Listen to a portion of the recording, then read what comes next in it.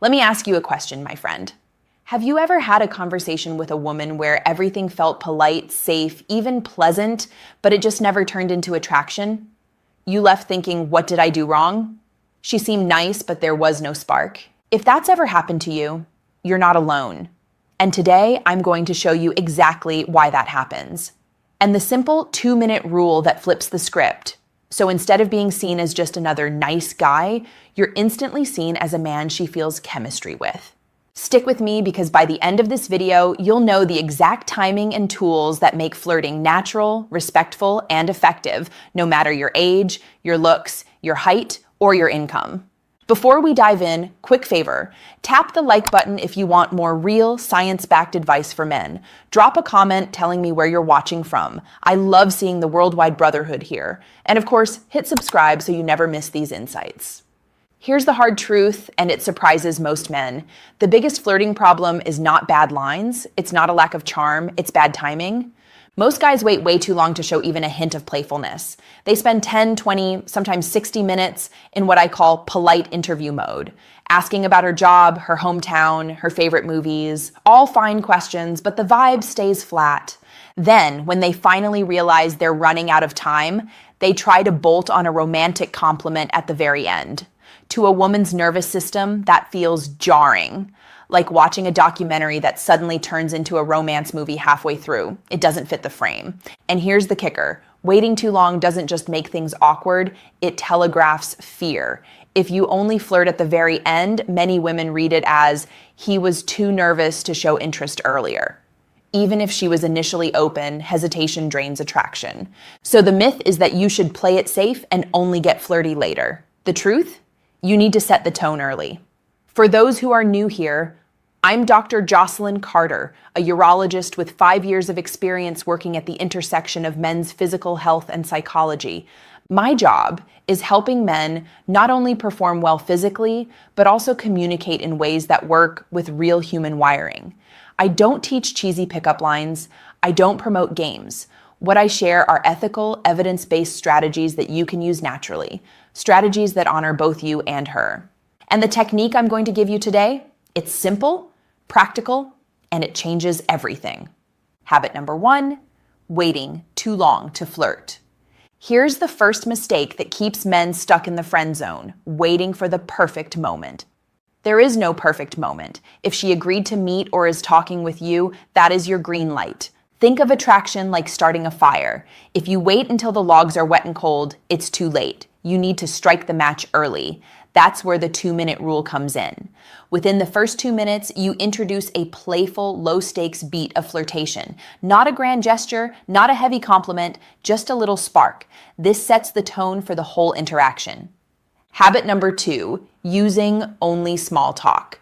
Many men stay stuck in safe beige small talk. Where are you from? What do you do? How's work? It's fine, but it doesn't create attraction. Attraction lives in play. That's why we use tools like playful assumptions, noticing a detail and exaggerating it with a smile. She's reading a novel?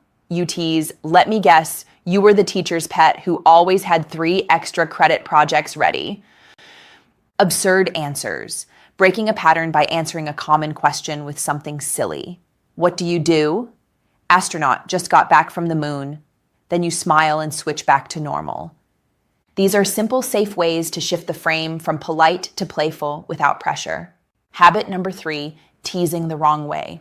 Some men hear tease and go too far, making it mean-spirited. That kills trust. The right way to tease is light, about small preferences or habits. She says she's a morning person. You grin and say, terrifying. Next, you'll tell me you enjoy doing taxes. She says she's a cat person. You smirk.